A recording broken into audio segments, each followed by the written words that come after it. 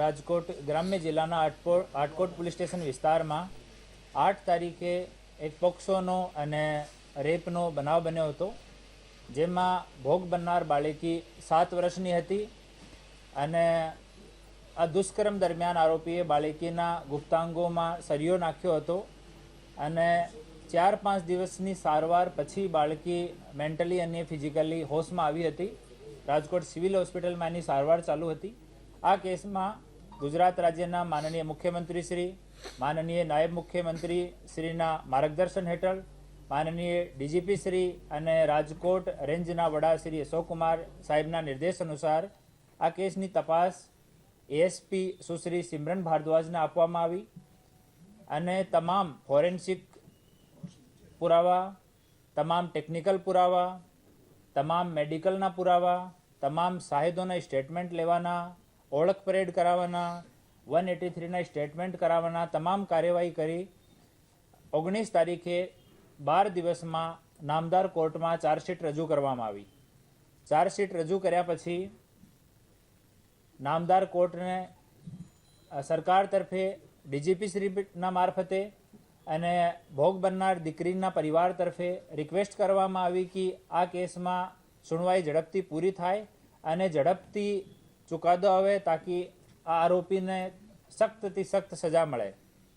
અમારી રિક્વેસ્ટના ધ્યાનમાં રાખીને, ભોગ બનનાર પરિવારની રિક્વેસ્ટના ધ્યાનમાં રાખીને કોર્ટે ડે ટુ ડે આ કેસને ચલાવવાનો હુકમ કર્યો અને આપણા રાજકોટના ડીજીપી શ્રી વોરા સાહેબ અને એની મદદમાં શ્રી પ્રશાંત પટેલ એપીપી, એસકે વોરા સાહેબ અને પ્રશાંત પટેલ સાહેબ એ બંને જેટલા પુરાવા ચાર્જશીટમાં સબમિટ કર્યા હતા અને કોર્ટ સમક્ષ પ્રોપર તરીકાથી રજૂ કર્યા.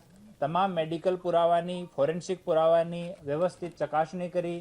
કોર્ટ સામે જેટલા આમાં શાહિદ હતા આના ક્રોસ ક્વેશ્ચન્સ, આની જુબાની સબમિટ કરાવવાનો તમામ કામ ઠીક સમયમાં કમ્પ્લીટ કર્યો અને તમામ પુરાવાને ધ્યાનમાં રાખીને આ દરમિયાન કોર્ટમાં ભોગ બનનાર બાળકીનું અને જો બીજા બાળક ભોગ બનનાર બાળકી સાથે રમતા હતા એનો પણ કોર્ટમાં સ્ટેટમેન્ટ લેવામાં આવ્યો અને આ બાળકી જો 1 મહિના પહેલાં અત્યાચારથી ગુજરી હતી, આ બહુ સારી રીતે કોર્ટમાં જુબાની આપી અને આ તમામ જુબાનીઓને પ્રોપર તરીકાથી ડીજીપી શ્રી કોર્ટમાં રજૂ કરી અને 12 તારીખે કોર્ટે આરોપી જાહેર કર્યો, દોષી જાહેર કર્યો અને આજ તારીખ 17ના રોજ આરોપી રેમસિંહ ઉર્ફે રામસિંહ તેરસિંહ ડુડવા, ઉંમર 32 વર્ષ, રહેવાસી અલીરાજપુર મધ્યપ્રદેશને ફાંસીની સજા સુનાઈ છે અને સાથે સાથ પીડિતાને 7 લાખ રૂપિયાનો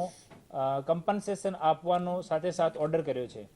આ કેસમાં ઇનિશિયલી જ્યારે એફઆઈઆર રજીસ્ટર થઈ ત્યારે ગુનો પણ અનડિટેક્ટ હતો અને ભોગ બનનાર દીકરીની હાલત સ્ટેટમેન્ટ આપવા માટે સારી નહોતી અને ત્યાં કોઈ બીજો નજરે જોનાર શાહિદ પણ નહોતો.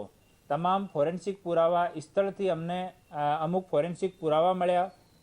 જો વેપન તરીકે જો સળિયો યુઝ કર્યો હતો, સળિયો મળ્યો અને સ્થળથી અમને બાયોલોજિકલ ફોરેન્સિક પુરાવા મળ્યા. આ તમામની વ્યવસ્થિત ચકાસણી સુશ્રી સિમરન ભારદ્વાજ એએસપીના નેતૃત્વમાં આ ટીમ ટૂંક સમયમાં કરી અને પછી આ પુરાવાને સારી રીતે કોર્ટ સમક્ષ રજૂ કરીને આજે 41 ડેઝમાં એફઆઈઆરથી ટોટલ 41 ડેઝમાં આજ અમને આ આરોપીને ફાંસીની સજા મળી છે. આમાં જિલ્લા પ્રશાસનના તમામ અંગો તરફથી મેડિકલ હોય કે એક્ઝિક્યુટિવ મેજિસ્ટ્રેટ હોય, એફએસએલ હોય, આ તમામ અમે પ્રાયોરિટી માટે રિક્વેસ્ટ કરી હતી અને તમામ જો વિભાગો છે એ પણ આમાં બહુ સકારાત્મક સહયોગ આપ્યો હતો. આરોપી જ્યારે અમે ડિસ્કવરી પંચનામો કરતા હતા ત્યારે આ જો સળિયો રિકવર કર્યા પછી આરોપીએ પોલીસ ઉપર હુમલો કરીને ત્યાંથી ભાગવાનો પ્રયાસ કર્યો અને આ હુમલાથી બચવા માટે પોલીસ આત્મરક્ષામાં આરોપી ઉપર ફાયરિંગ કરી.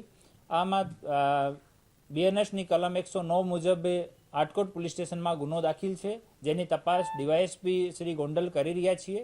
આ કેસમાં આરોપીની અટક થઈ ગઈ છે અને હાલ આમાં ચાર્જશીટ કરવાની બાકી છે. મુખ્ય જો પુરાવા હતા એમાં બાળકીનો BNSS 183નો સ્ટેટમેન્ટ, બાળકીની જો સાથે બાળક રમતા હતા એનો BNS 183નો સ્ટેટમેન્ટ, પછી બાળકીનો ડીજીપી શ્રી અને મહિલા જો આપણા ચાઇલ્ડ વેલફેર અધિકારી છે એની હાજરીમાં કોર્ટમાં આ સ્ટેટમેન્ટ થયો. આના સિવાય ગુનાવાળી જગ્યા ઉપર એક બાળ મળ્યા હતા. એ બાળ આરોપીના DNA સાથે મેચ કર્યા હતા. અને જો હથિયાર રીતે જો સરિયો કામમાં લીધો હતો, આ સરિયા ઉપર બ્લડ સ્ટેન મળ્યો હતો, જો ભોગ બનનાર દીકરીના DNA સાથે મેચ કર્યો હતો. એની સિવાય આ આરોપીની ઓળખ પરેડ કરાવવામાં આવી. ઓળખ પરેડમાં ભોગ બનનાર દીકરીએ પણ અને એની સાથે જો બીજા બાળકો રમતા હતા જેની ઉંમર 3 થી 4 વર્ષ છે, એ બાળકો પણ આરોપીને સારી રીતે આઈડેન્ટિફાઈ કર્યો. આ સિવાય આરોપીની ત્યાં હાજરી, આરોપીનો બિહેવિયર, મેડિકલ એક્ઝામિનેશન, ભોગ બનનાર દીકરી છે એનું detailed medical examination, detail psychological medical examination, આ તમામની રિપોર્ટ કોર્ટમાં રજૂ કરવામાં આવી. અને જ્યાં એ લોકો આરોપીએ જો બાળીએ કામ કરતા હતા, એના છોટા ભાઈને ઘરે આ દિવસમાં એ કલરનું કામ કરતા હતા, તો છોટા ભાઈનો સ્ટેટમેન્ટ કોર્ટમાં કરાવવામાં આવ્યો. ભોગ બનનાર દીકરીની મામા મામીની આ વાડી હતી, આ મામા મામીના સ્ટેટમેન્ટ પણ કોર્ટમાં કરાવવામાં આવ્યા. આ તમામ વસ્તુઓને ધ્યાનમાં લઈને નામદાર કોર્ટે ચુકાદો આપ્યો છે. અમારા ASP સુશ્રી સિમરન ભારદ્વાજ અને અમારા બીજા જો મહિલા પોલીસ અધિકારી છે એ જિલ્લાના જો ચાઇલ્ડ વેલફેર અધિકારી છે એની સાથે મળીને દીકરીનો આપણા સિવિલ હોસ્પિટલમાં, આપણા એમ્સ હોસ્પિટલમાં અને બીજા પ્રાઇવેટ જો સાયકેટ્રિક હોતા હોય છે, મનોવૈજ્ઞાનિક હોતા હોય છે, એનાથી આની કન્ટિન્યુ કાઉન્સેલિંગ હાલ પણ ચાલુ છે. અને અમે લોકો રેગ્યુલર પરિવાર સાથે અને દીકરી સાથે સંપર્કમાં. આ આરોપીએ પોતાના સ્ટેટમેન્ટમાં જણાવ્યો હતો કે એક વખત પહેલાં બી એવો આ દીકરી સાથે કરવાનો પ્રયત્ન કર્યો હતો અને ત્યારે બીજા બાળકો પણ સાથે રમતા હતા અને બાળકો હોબાળો કર્યો ત્યારે આરોપી ત્યાંથી જતો રહેલ. અને ડિટેલમાં પૂછતાછમાં આરોપી જણાવેલ કે આ દિવસથી હું જોતો હતો કે ક્યારે મને આ દીકરી એકલી મળે અને હું એવો કૃત્ય કરું.